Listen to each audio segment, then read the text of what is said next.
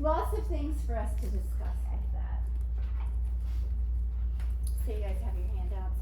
Before we go into 7, did you guys have any questions over chapter 6? Is there anything that jumped out of that for you?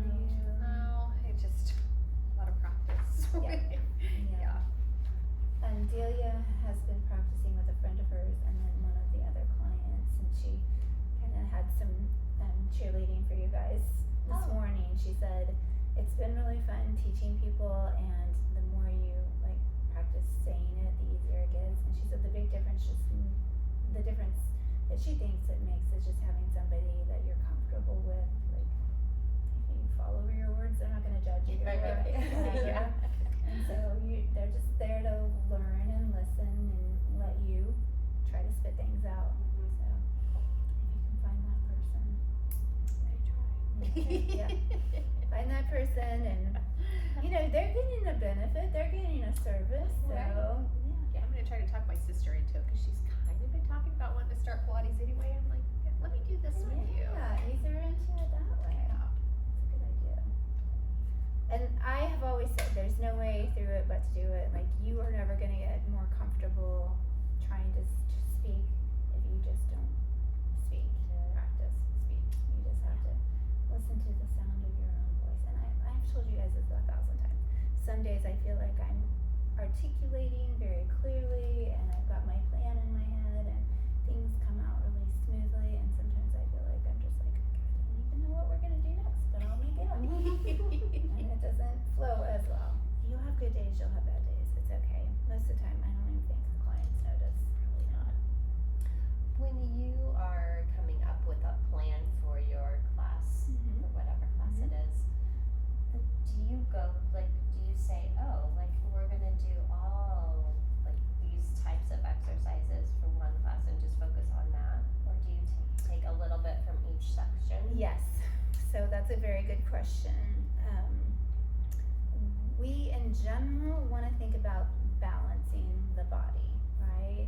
And so one of the key things that I learned in my training is we want to move the spine through all 4 ways of motion.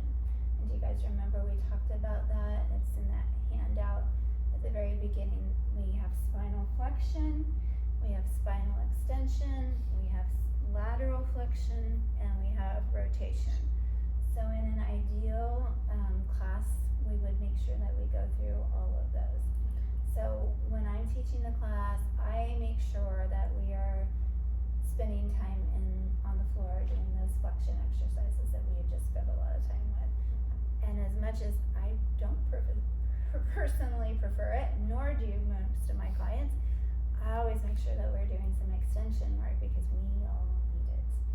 And we probably need to be spending more time doing that extension work. And then sitting up and getting that rotation work. And then there's not a lot of lateral flexion in the mat per se. There's a side bend that's coming up.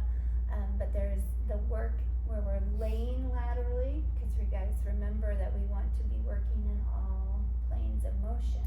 And so when we lay laterally or we lay on our side, then we can be getting some of those side lying movements like abduction of the legs, even some of this with the arms.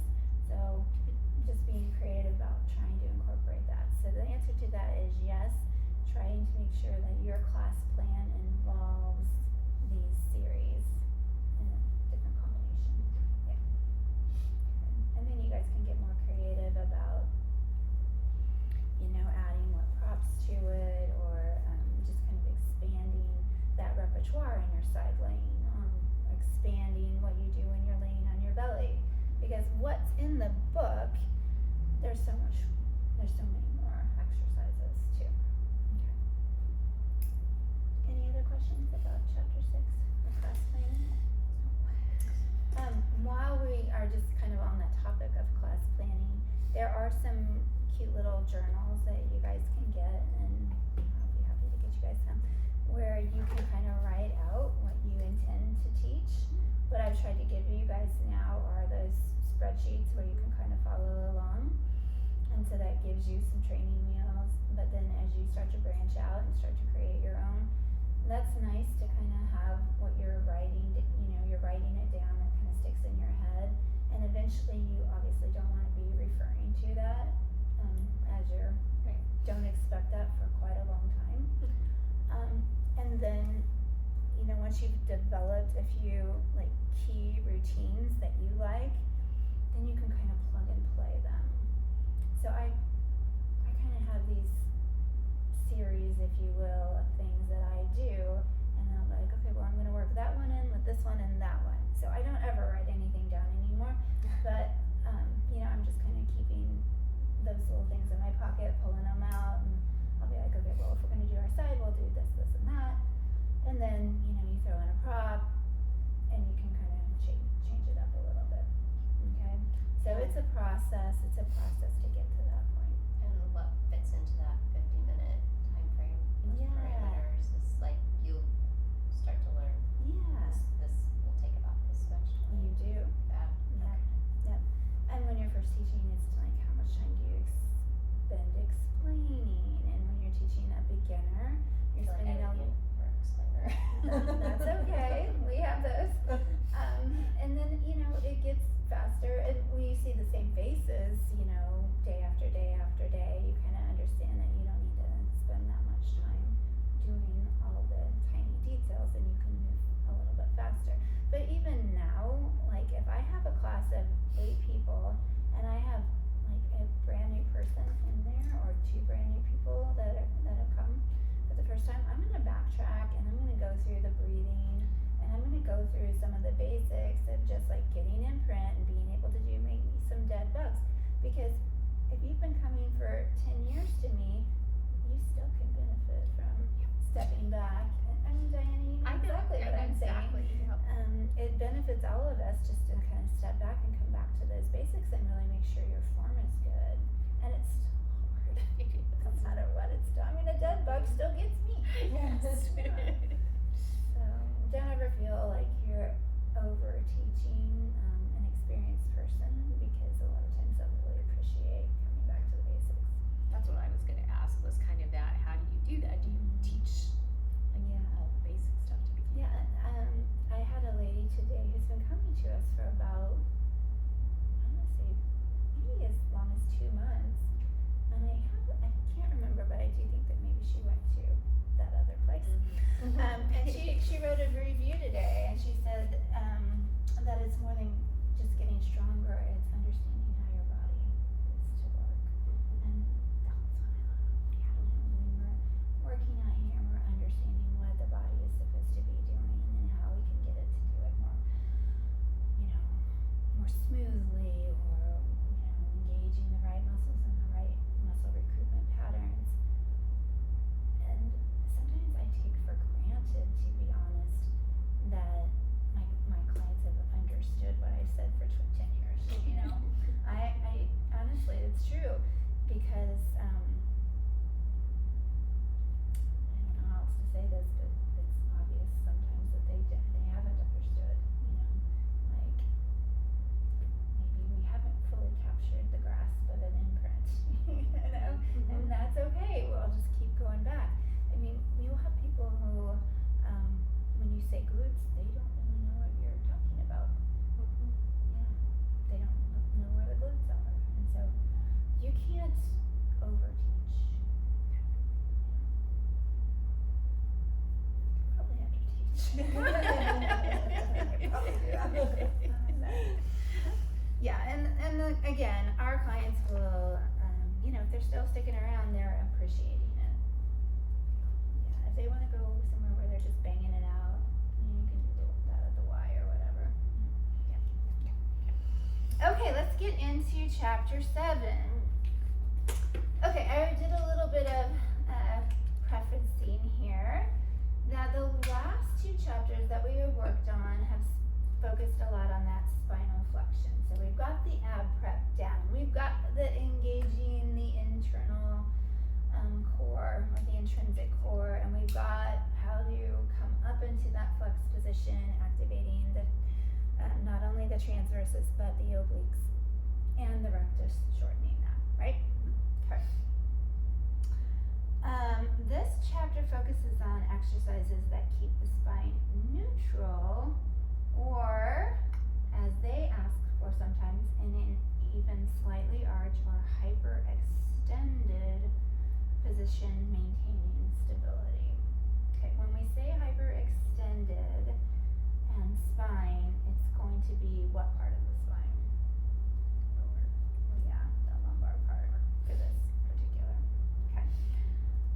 The term bracing is used to get a good co-contraction of the abdominals and the spinal extensors.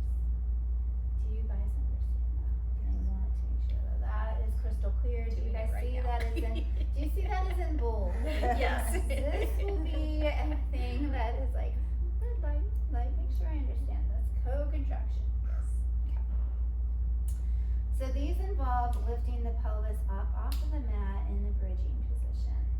And in this position, when the pelvis is up, the hip extensors,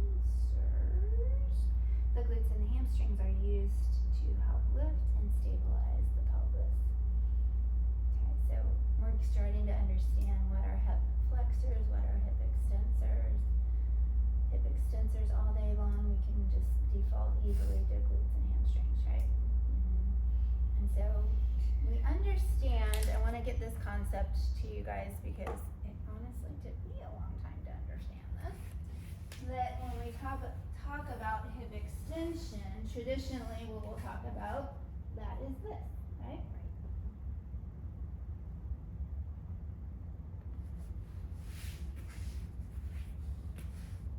But that is also this.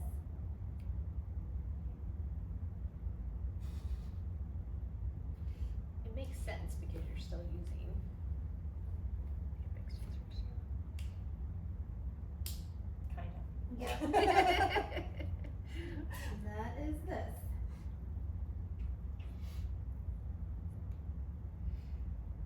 Okay, I'm just letting that one soak in for a minute. Those are both hip extension. Whereas this is hip flexion. My thigh bone is coming closer to me. My thigh bone is moving away from me.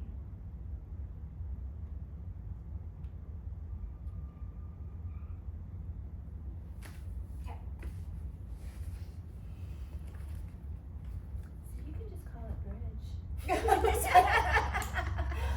Okay, so honestly, your clients, you don't need to overteach that part, right? Like, Right. you don't need to say, we're going to do some hip extension work. Okay, we're gonna do some bridge work. We're working your glutes and hamstrings. Okay. Okay, is that more Uh-huh. understandable, more palatable, more Relatable. digestible, more relatable? Yes. Yes. For the purposes of you to be a teacher and to know this in the back of your mind, that's for the latter part. Okay. Good. Okay. So, weakness in the hip extensors occurs with age. We lose about 6% of muscle mass every decade past age 40. Okay, so we're just naturally losing muscle mass, period. Then if you incorporate sitting time, the glutes are one of the areas that are gonna be the first to go.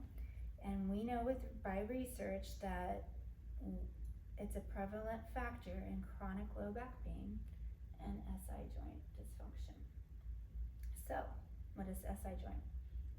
Sacroiliac. Yes, so the line right here. Okay, so weak glutes causes SI joint dysfunction. Okay, so we want Might to. have been that way forever. Right. they're too tight or whatever. So this is Wendy's preaching right here is I cannot emphasize enough helping people develop strong glutes and often the hamstrings, because people don't have strong hamstrings either, can help chronic low back pain. And I throw the hamstrings out there because so many of us are very quad dominant and not hamstring equal. So again, we want to have that even balance. You know, your antagonist,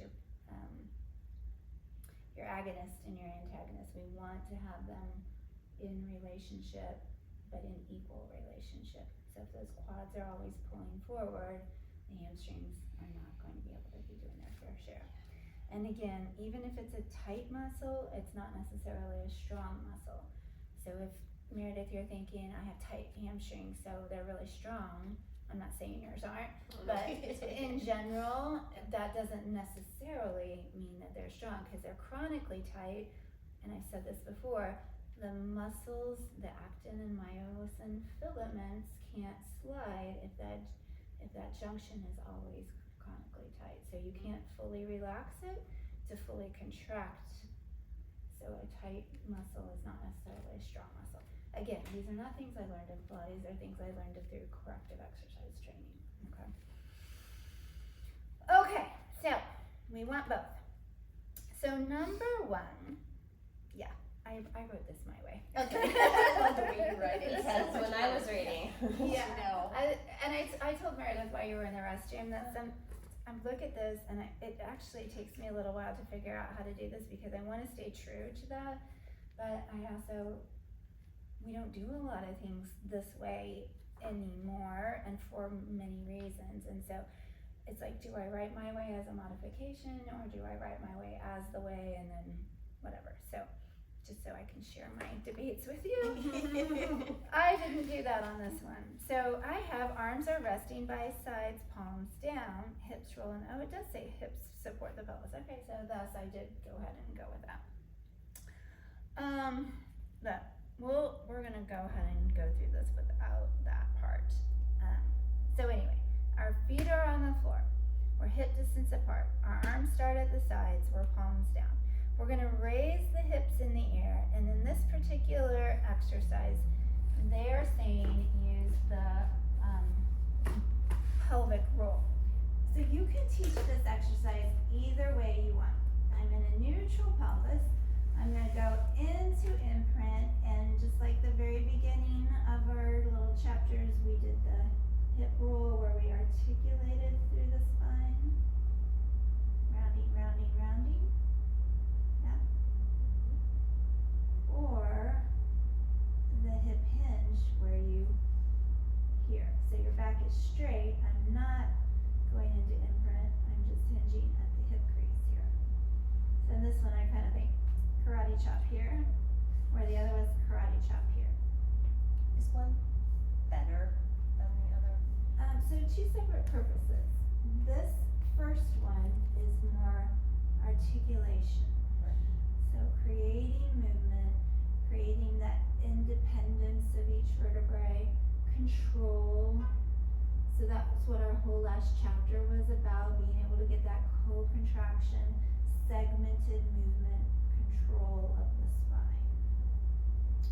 The hinge, the back is staying straight. It gives you that focus of engaging the glutes and getting those hamstrings on immediately. So less focus on glutes and hamstrings in the roll up, more on articulating through the spine.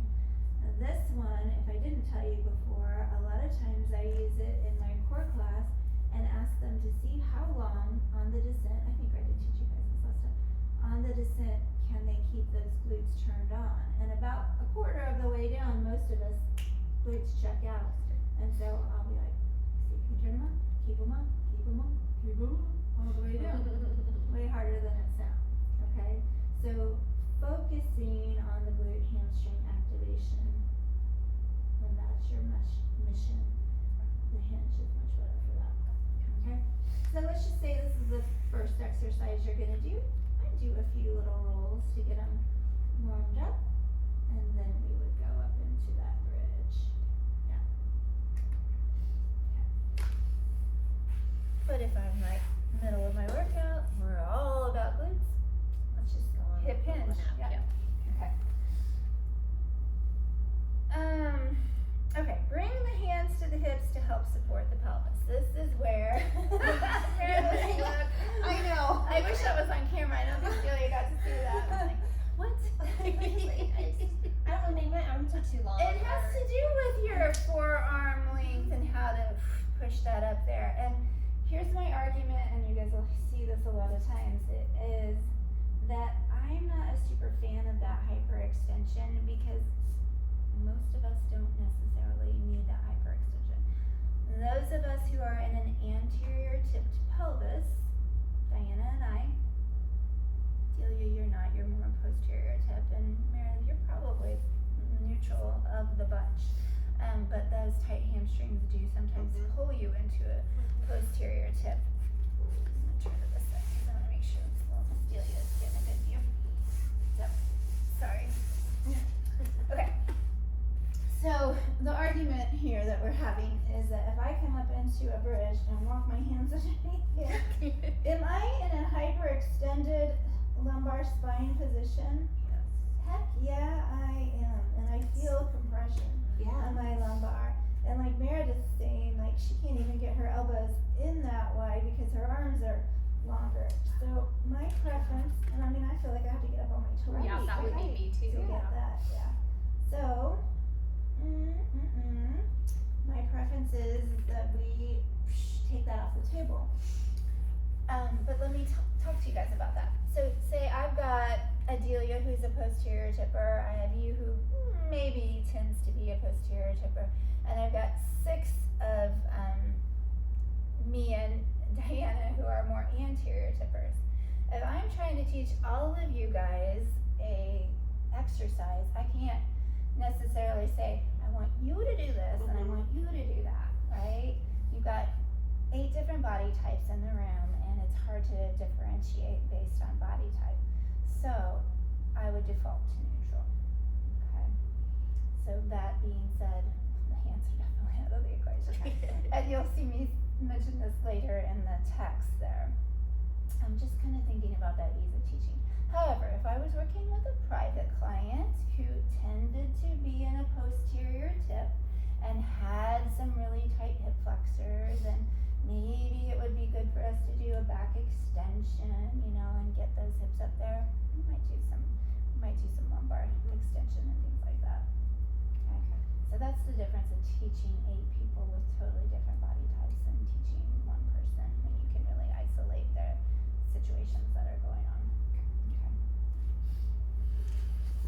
Okay, so once you get up to the bridge, However which way. whatever you do to get up to the bridge, it is a inhale to bring one knee up to tabletop. That's not in there as the inhale part. Okay, so it says lift one leg up to tabletop and then follow through. It's an exhale to lower that leg towards the mat and then bring it back up and then lower it back down and bring it back up. Okay, so I'll demonstrate that for you guys now. You can use your elbows to push into.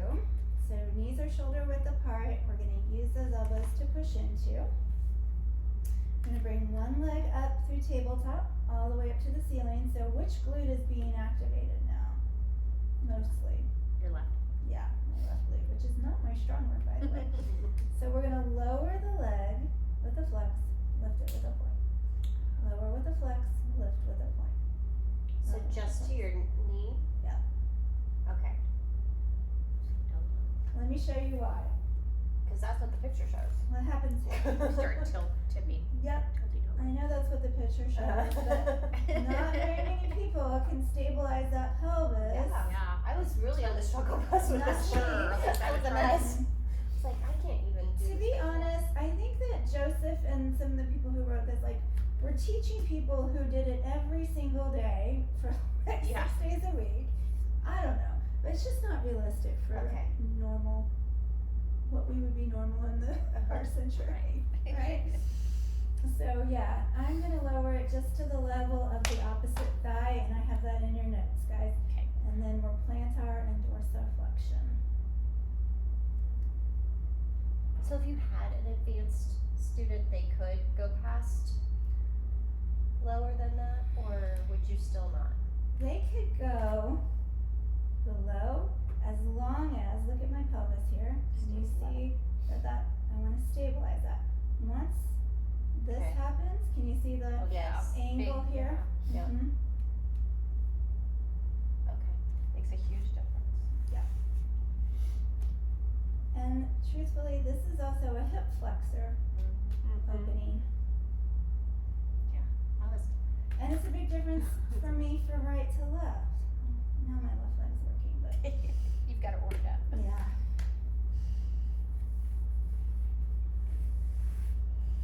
So we're looking for rotation in the pelvis. Okay. But the other thing that I want to show you, because there's a lot of bridging in this chapter, and I just want to show you guys variations or compensations, I should say, that people will do when they go into a bridge.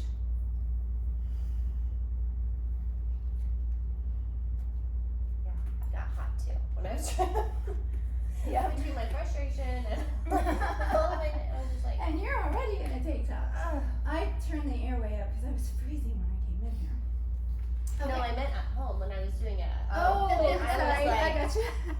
yeah, I was just, Okay, the bridge itself is kind of like the push up here to come. It in itself just kind of sets itself up for a lot of corrections that can happen. Okay, so first of all, when we get somebody into a bridge, sometimes they'll do this. Okay, can you guys see what's wrong with this? Yeah, You're sorry, I'm you're giving you the crotch shot. So. It's okay. There we go. And I'll show you again, just because initiating, they're gonna initiate it. That means start it like that. What did I do? You're not engaging your intrinsic core. Your abdominals are popping. Okay, yeah, my abs are popping, and I'm also what we call tossing the rib cage up in the air. This upper back is arched. My ribs are popping up. Okay, now watch here. See if you guys can see. Yeah. Can you see that? Yeah. Engage. So we want to make sure that they're not getting up into that bridge by squeezing the shoulder blades together, tossing that rib cage up in the air. Yeah. Then you'll also get your suspension bridge, people. Meaning it's kind of a saggy Sway. bridge. Yes, right? We're not just nice one straight line. We're either overarched or under engaged here. So this right here should be straight line. Okay? And then I don't usually see this as a huge problem, but we want to make sure that they're resting across the shoulder blades and not up on the neck here. And that's usually going to happen with this tossed rib cage. Okay? And this adds to that tossed rib cage. And again, you'll see in the older videos and stuff with old Joseph, there is some of that arched, tossed rib cage. Okay? But again, we don't necessarily want this because the amount of us who are hyperextended already. Okay?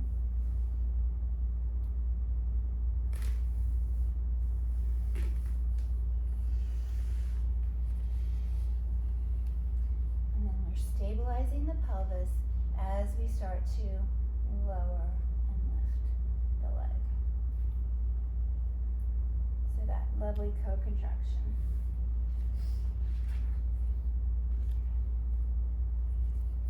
Okay, just a little reminder.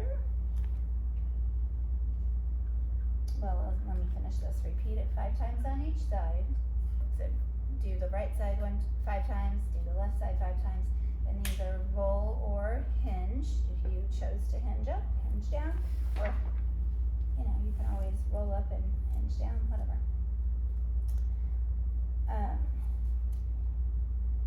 So the muscles that are at work are the intrinsic core, which we know, the posterior spinal stabilizers, and just a review, we reviewed them last time, the erector spinae, which are your spinalis, longissimus, and intercostalis, which is the most lateral to the most medial, your semispinalis, and that deep posterior group, which are your rotators and the multifidus. Yes, good job, good job.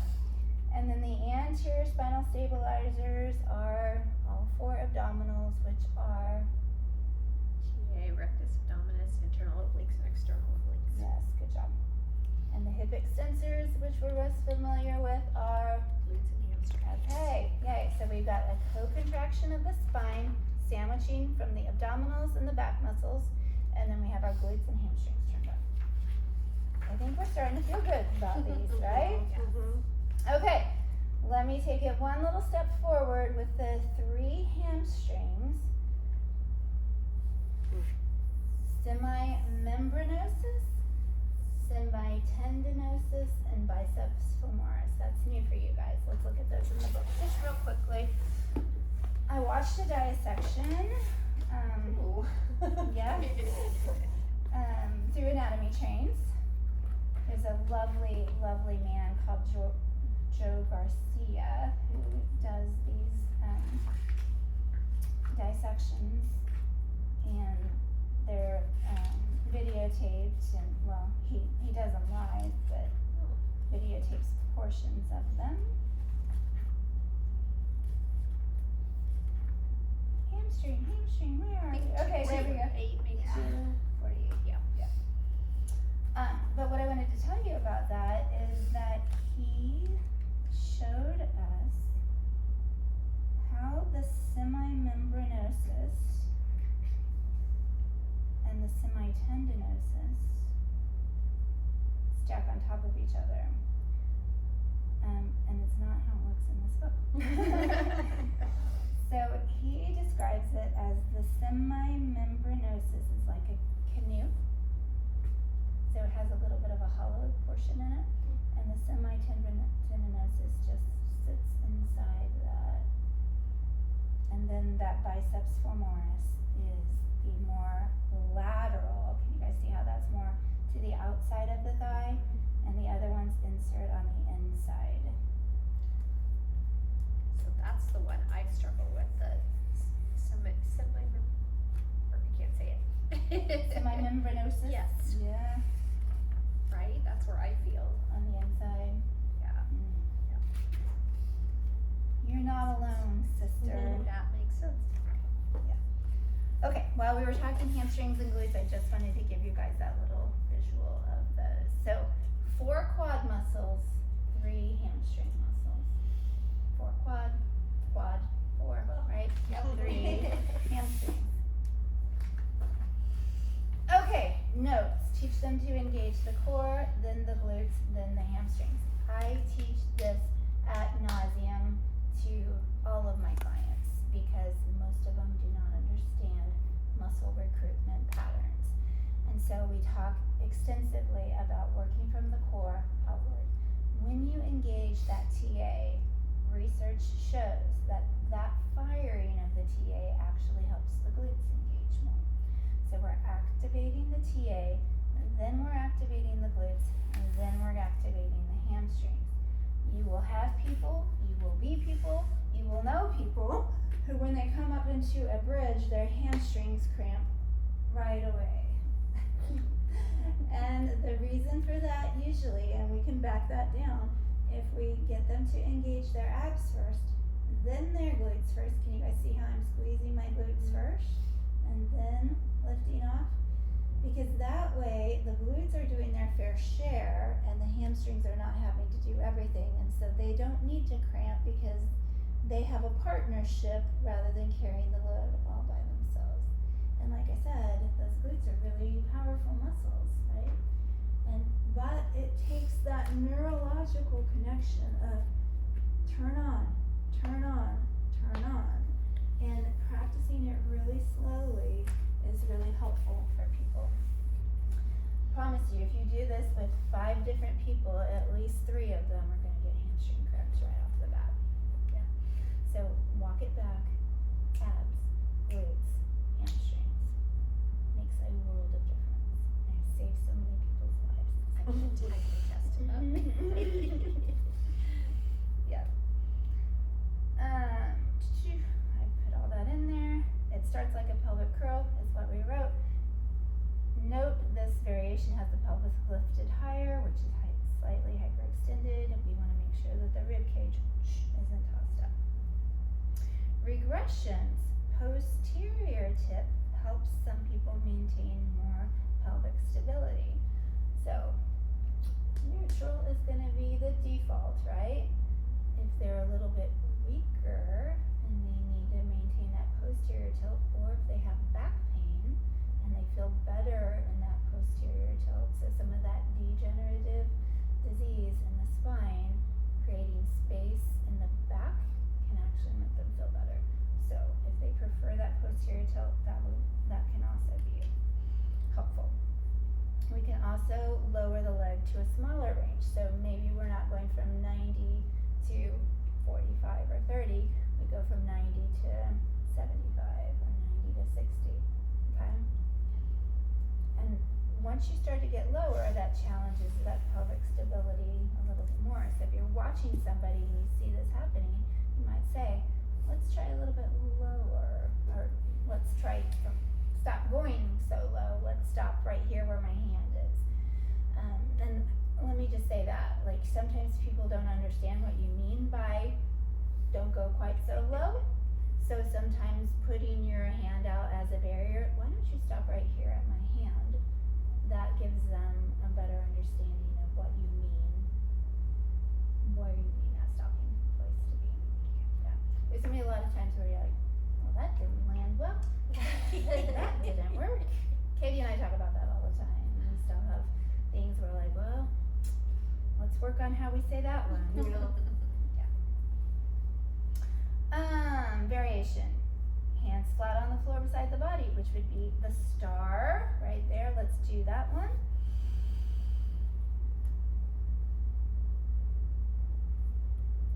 So that's I already your, put the star. This is Yeah, you did, yeah. where you will see me most often. Yeah, because actually in this picture it doesn't teach the plantar flexion or dorsiflexion, plantar flexion. But that's what I teach. Lower flex the foot, lift, point the foot. Lower flex the foot, lift, point the foot. Meredith, let me show you. I'm with you, I'm with Okay. you. I was just, I can't remember which one it was now. They were saying one of them, you could flex the foot when it's right, would help stretch maybe more the hamstrings. And I was like, Well, we'll see when we get there. Yeah, okay. Which one that is. I don't remember. But I'm with you, yeah. Okay. Yeah. And then here's the progression.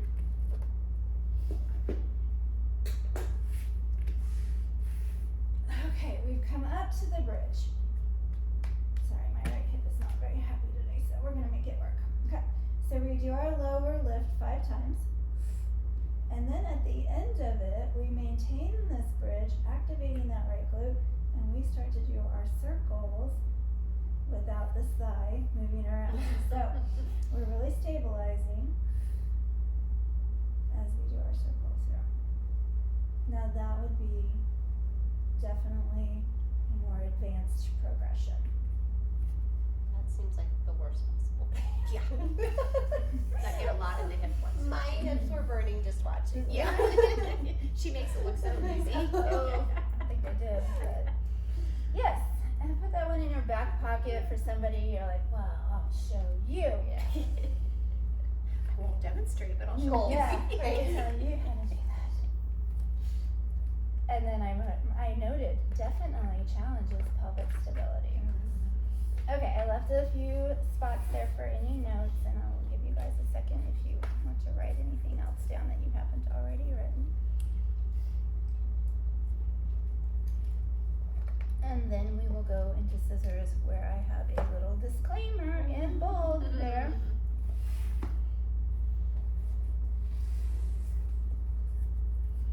Okay,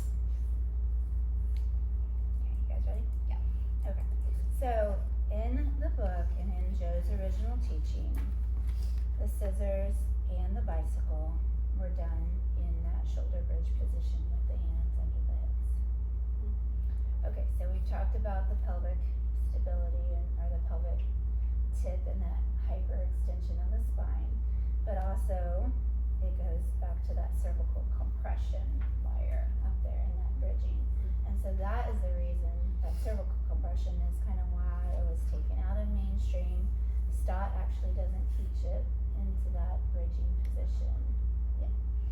So they teach it laying down and you're in that flexion, so think your chest lift, and we do all of these things, scissor and bicycle in the flexion, okay? And that's to Protect the neck, yeah, and avoid that hyperextension, no bridging, okay? I will bring these out on March Madness and help people do them the original way. But if you have somebody in your class that tends to have like osteoporosis, it's not something that you want them to do. If you have somebody who has some cervical neck issues, you don't want them to do that. And you just need to be careful because sometimes you've heard them tell you that and you kind of forgot that they had that going on in their life, right? So why not err on the side of caution and kind of avoid these the way they are, okay? So that being said, I will teach you this, but I will also default to doing it the opposite way, okay? All the way. Okay, so let's talk about it and then I'll demonstrate it real quick. So you're laying on your back, they start rolling up, toes overhead about 60 degrees. You take your hands, you shove them under the hips, hoist yourself up in the air. You're gonna inhale, lower one leg while one leg is up in the air. Exhale, switch. Inhale, exhale, switch. Okay, your toes are pointed. Demonstrate. Roll over, hands go under the hips, on the neck. You're not really on the neck, you should be on the shoulders. You gotta be careful. So we drop one leg down, and then scissor. And it is challenging to keep your pelvis stable. So I do like the challenge of this because you'll see some people, and I don't know if you guys can see from this angle. Yeah, we'll rotate.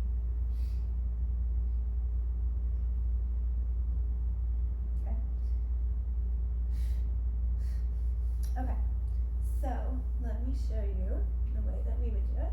I would have them start with their knees in tabletop. We're gonna come on up to a curl. We're gonna extend the right leg up in the air, the left leg out over the mat. We take two hands behind the right thigh, noses to knee, and we pulse, pulse, switch. Notice my upper body isn't moving. Pulse, pulse, switch. So it's shh, shh, exhale, exhale, inhale during the switch, exhale, exhale, inhale during the switch. Shh, shh, shh, shh, shh, shh, shh, shh. And even here you'll see like twisting in the pelvis, and you want to just imagine that that box is nice and stable. Everything about the flexion that we've talked about at nauseum, nose looking forward, neck muscles relax. You guys know all those things now. But we just took this into another spinal flexion exercise rather than the planking exercise. Okay. Okay, questions about that? Just ignore this whole. There. And because I feel like, yes, when I was trying to do what the book said, I was totally dumping into my arms, and how you were showing it with your legs coming towards your face, I was thinking of it the other way. Like I was still trying to have my legs going down, which I couldn't do very well because I'm dumping into my arms and Yeah. Your body I was weight a is mess. being supported Yeah. in there. I was very frustrated. Like, but that makes more sense. We'll get through these and then we'll just teach. Okay, so regressions, hands lower on the pelvis, blah, blah, blah.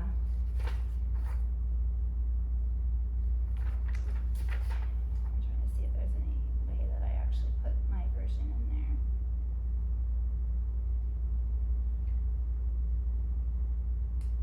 Maybe in the variation, got add a pulse before switching. Yeah. So in the notes, go ahead and mark down, omit raising the pelvis up in the air and instead go into spinal flexion. Reach behind thigh, pulse, pulse.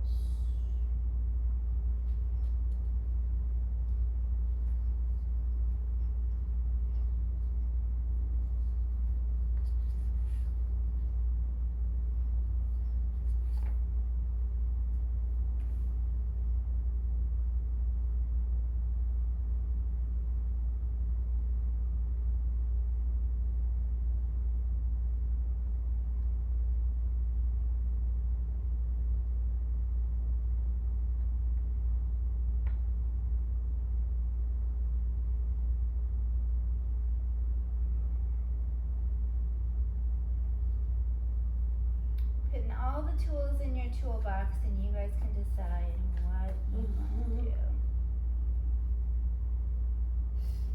Because you can tell it's much more difficult to stabilize the pelvis doing this, right? The other is just maintaining that curve. You do get the kind of rotation risk, but not nearly as much as if the pelvis was up in the air when the pelvis is laying down on the floor.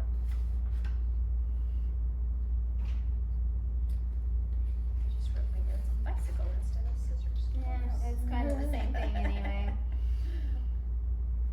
Okay, so with bicycle, let's just talk about that too.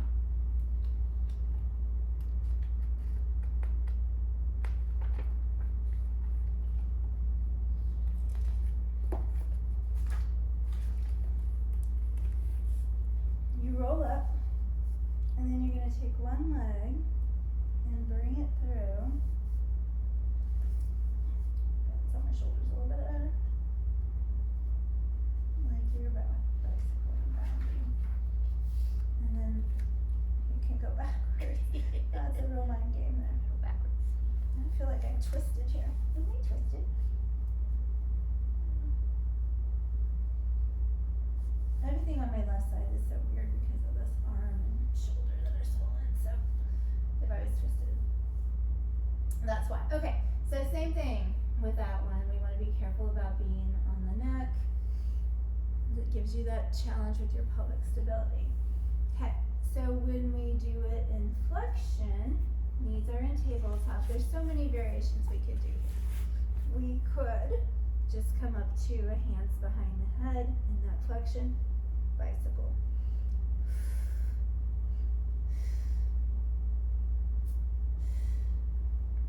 You can point and flex, you could do anything like that. Okay, you could also do one leg. Because now they have to stabilize on that left side a little bit longer. Yeah. You can add an oblique rotation, so we're up to a curl. We're going to extend our right leg, bring that opposite knee to elbow. That's when I hear bicycle, that's what I think of. Exactly. Exactly, yeah. Now, one of the things I want you guys to watch on this, and watch me here, I'm spiraling around the axis. Can you still see if you drew a line right down my center? I am still right on my spine, and I'm just rotating around it. Okay, whereas, you see how Coming people up and do this? twisting. Yeah, so their bicycle shifts their ribs off to the side, so now I'm in lateral flexion rather than rotation. Rotation, lateral flexion. Cause you're so focused on trying to get your elbow to your knee. Yes, Yeah. exactly. Yeah. Okay. So it's more, I guess that way's more of a traditional, what I would think of bicycle, so you're not like pedaling Right, that way. exactly. Okay. And we do so many things where we can do that. I like to do this with a band. Put a band around the toe and then around the back of the foot. We add some quad work to it. Interesting.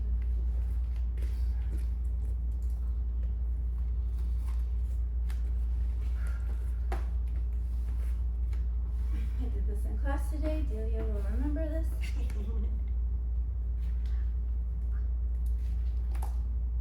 Or just one leg.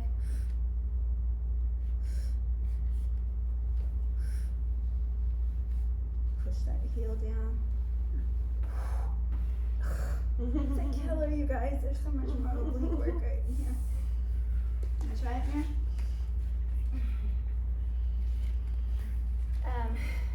So now I regret that I didn't write all these things down. But you guys have the video, and I'll let you have time to write it out. Super. Mm-hmm.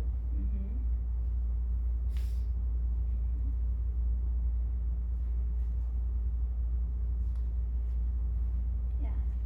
So what, just a little quiz, what muscles are working more that we added the band? What additional stress to,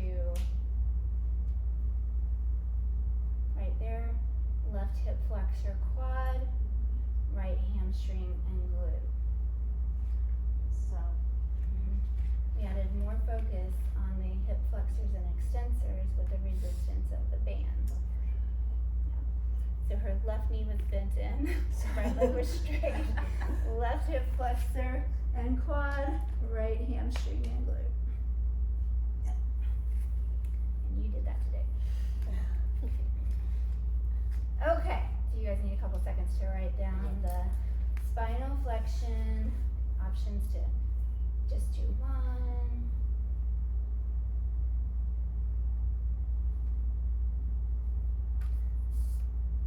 Don't underestimate the value of staying on one side for a few repetitions and just isolating that side before you do a combo right, left, because you can really take the time to understand what muscles need to contract. You can get them on board a little bit better. Like there would be nothing wrong with doing 5 on the right, 5 on the left, and another 10 alternating. Does that make sense? Because in that 5 on the right, you're getting those obliques to, okay, yes, you're making me turn on. And then if I just do it like this, it's like, and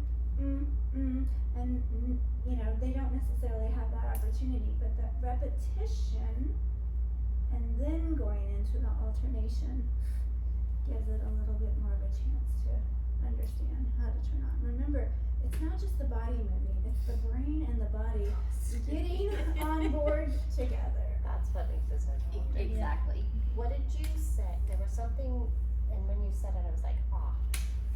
And you were talking about how you were not rotating, but you were.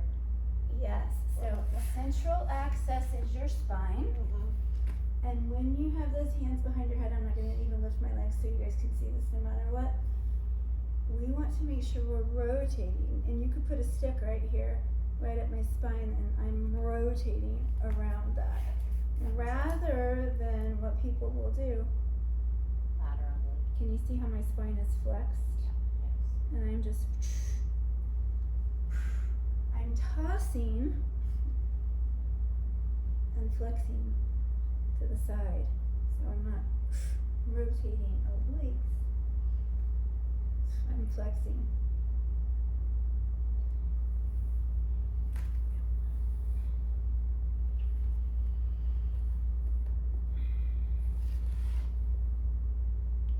So we have built a better bicycle and a better scissors.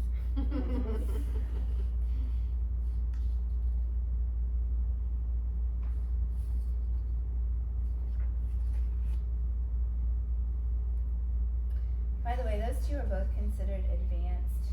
I saw that. Once you take them down to our variation, we would remove that advanced, call it intermediate.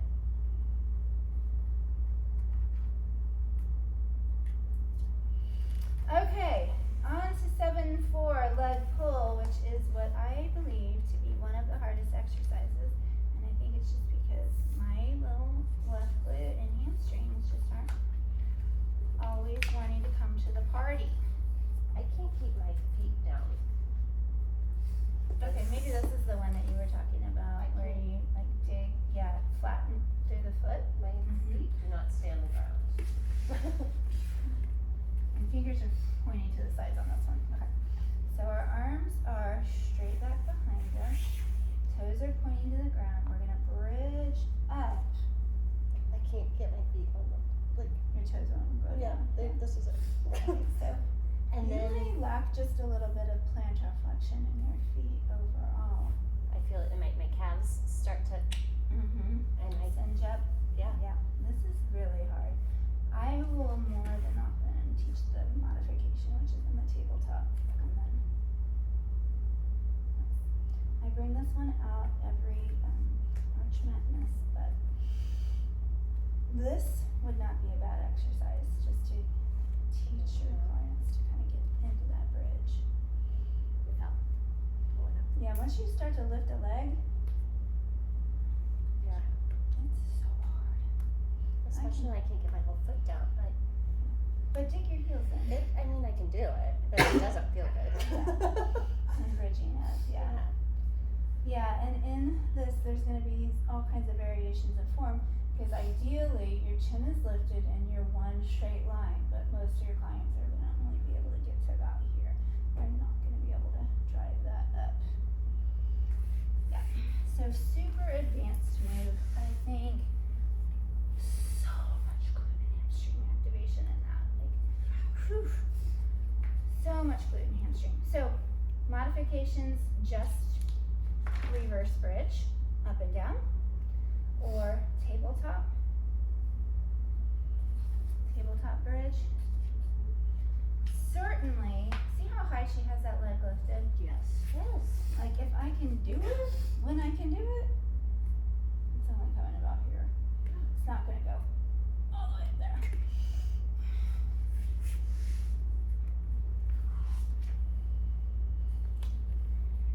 Shoulder extensors, latissimus dorsi, teres minor, posterior deltoid, who we've all spoken to today, spoken about, scapular depressors, and adductors.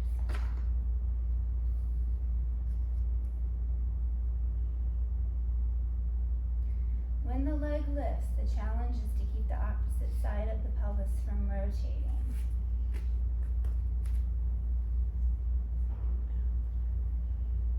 You will see this even in the kneeling or the tabletop version, where you'll see this. And honestly, one of the biggest things people are going to complain about is this with the shoulders. Their biceps are going to feel it. They don't have this.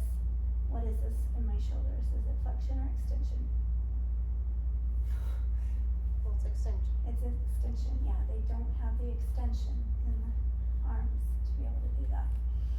Or protracted, forward. The pecs don't like it. The wrists don't like it. So when you do tabletop, you're keeping your knee bent, not like here though you're showing. You can do a straight leg Either way. too, yeah. Do you, So more modification would be knee bent. do you do it all straight or do you bend and then straighten? Or? I would start with just the bent version, and then if you wanted to do straight, I'd just keep it straight. If you try to get them to Bicycling. one too many things to the brain. Yep. Okay. Okay. Do you guys want to take any notes on that one? And on that variation where it says fingertips face the hips, requires more flexibility in those wrist extensors. That will be the number one thing that people have trouble with. Like today we did a push-up series just to start my mat class, and the wrist is just so hard to bear weight on the wrists. And I keep telling them it'll get better the more we do it, but I'm not sure it is. Yeah, I struggle with that. I know it's good for their bones though. So if you're definitely remodeling those bones, the more you stress them, the stronger they're gonna get. But I'm not quite sure why it's not feeling better. I mean, that's fine. It's fine for me now. But you know, maybe it's 5 days a week versus 1 or 2. Who knows? I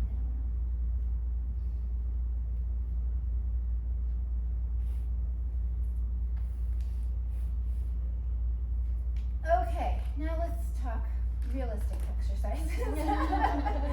The leg pull front. And again, this is where I want to just spend a couple seconds with you guys talking about getting people into a good plank position, because it's way harder than you think it is just to get a whole group of people to be in a nice plank. So as you guys can see with her hands are directly under her shoulders. Okay? You will get people with hands out here. Okay, so step one, hands directly under the shoulders. Okay, this is what I was trying to show you earlier. I can do it. Yeah, my shoulder blades are kind of popping together. Okay, we want to waterfall out, but not with this. So can you see that subtle little difference that I'm going into thoracic flexion here? But we want to maintain that. Okay, the other thing is this neutral neck alignment. Reaching the head forward. So you'll have people down here all the time. You'll have them down here, shoulders squeezed together, and rounding their back. And then what happens when they do that is their hips go down, so you'll see the saggy hip. So getting all of those elements together, we want to make sure we're not hinging in that low back. Oh my gosh, you guys. I almost said something, I couldn't help myself, but I didn't. I didn't. But Jeff and I were walking in the park, like the 4th of July morning, and there was this older man that was doing push-ups on a bench, and his push-ups were this. Oh my. I mean, I think there was some elbow bend, but it was like right into the low back, and I was like, oh no, your spine. Wow. Sometimes it takes everything I have. Can I show you something? But yeah, and we don't want that happening here. I mean, No, think about how much wear and tear that is on their lumbar spine. Like, we just don't want to have that. So, work on just getting them in a good plank position and holding that first of all. Images of everything wrapping. I kind of like some of the yoga terminology of the thighs are just hugging the bone, the abs are hugging the bone, like core, everything comes into that midline. Okay. Okay, so then once we're in that perfect plank position with the head reaching forward, I always used to laugh at the little boys when Jeff was coaching basketball because all of them would do their push-ups like this. I called it chicken pecking. Okay, so you're in your plank and you're gonna lift the heel up. Is it 4 or 5 times? Yeah. 3, 2, 1. Reaching energy through the heel, not shifting the pelvis, and then square off again, and then exhale. 3, 2, and 1. And bring it back down. Okay, so we're just watching to see that their pelvis doesn't rotate. One thing you guys might see are some people hyperextend. So my left elbow, can you see how that? It's also I tend to do that. it's also swollen, but can you see how that's way open there? Yeah. So some of your people who are hyperextenders, you might want to teach them just a soft little, call it a micro bend in their elbows. Okay, write that down, micro bend for hyperextenders.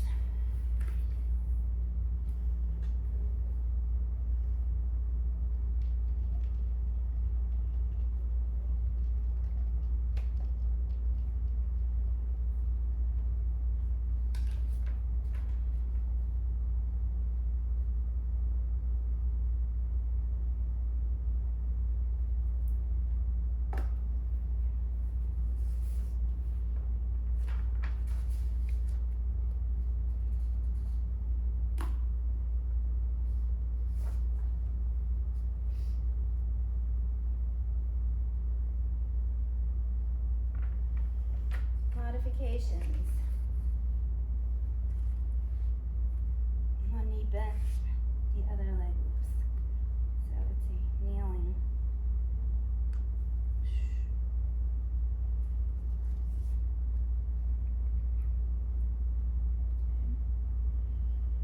And then a progression from that is on your elbows, which was wonderful when I came across this page because one of my regular girls was having a debate with her husband about whether a plank on your elbows or on your hands or higher. And she texted me, and I'm like, on your elbows. And she's Yes. like, no, that's not right. I think it's harder. I think it's harder on elbows. It is. I agree. It is, but she didn't agree. Jeff agreed with her. Her husband agreed with me. Interesting. And it was a progression to do it on the forearm. So winner, Yeah. we won. I'm so sorry I didn't put page numbers on this for us. Okay, so we got that one. Again, when you lift that leg, you want to make sure that you're not lifting it so high that you're getting into that hyperextension of that back lumbar. How'd you feel about this one, Meredith? Fine. Yeah, this one's not nearly like the front pull. Leg pull front. I'll get there. The leg pull and leg pull front. The leg pull is a. Okay, and you can see on our very last exercise of the day, the push-up. It's not just a regular old push-up. Old Joe had to add some fun. So you'll see him doing a lot of things where he's bear walking and just kind of walking his feet out or walking his hand out and bringing his feet back to him, and bear crawl and things like that. Even Thomas Myers, they've watched how animals move, and they've watched the finesse that they have, and that they'll use the term when they're talking about fascia, that just that integrity and that movement. And you know, we as humans, we've lost a lot of that just by being so immobile. And so he did work a lot of those animal-like movements into the exercises, and that is why the push-up actually starts with a forward fold and a little bear crawl out. So when I teach it, I have them do a little inhale, arms extend up. It's a flexion, round down, and you'll know some people can't get to the floor just flexing over. So we may give them first the grace and the benefit to bend their knees. Then we're gonna walk forward, and when we walk forward, we don't want a whole bunch of shifting in the hips. We come out to that plank position in that perfectly lined up wrist over shoulders. We do our push-up. My shoulders stuck right now. And we're gonna push those hips back in space and then walk it back up into this forward fold. And he has you roll, I believe, all the way back up. At least that's how I was taught. And then you go all the way back down and walk it out. And then I think in here, it also says, you know, you can do like 2 or 3 push-ups before you walk it back up.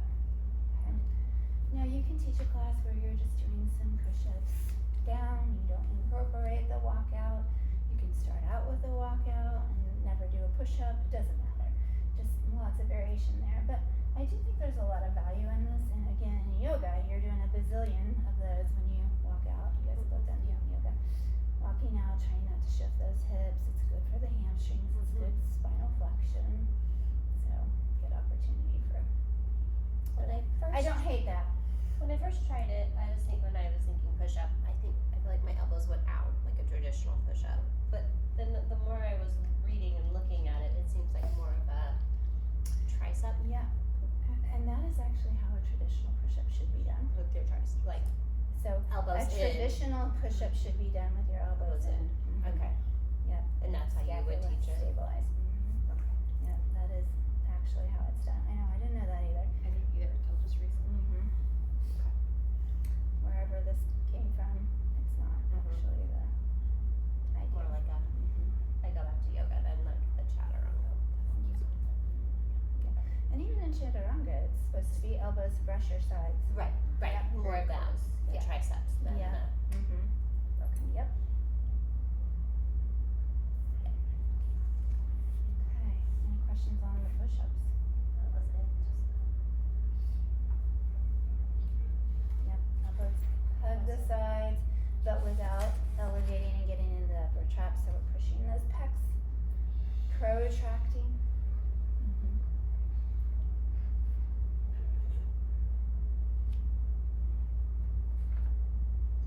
We did it, girls! Just, modification, generous bend in the knees.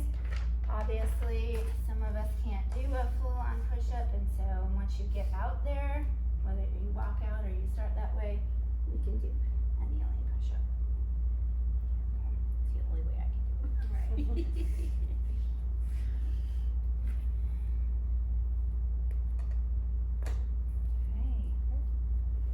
Good. You did well. Okay, so we have chapter 8, chapter 9. We are meeting on the 25th. We will also meet on the 21, 2, I think it's the 20th, 21st, 22nd. It'll be the 22nd. So Yeah. we'll have a lot of time together the week when I get home. Okay. I will send you guys another quiz while I'm gone. Wait, we are meeting on 22? Or whatever that. Oh, are we not? Oh, Is no, that- not the 22nd. You have, Okay. no, Yeah, the 15 29th. and 22 are Okay, alright, so then we are meeting on the 25th. 25th and 29th. I forgot. You got your massage on the 22nd. Let me stop the video. La la la. Okay, so we'll be spending a lot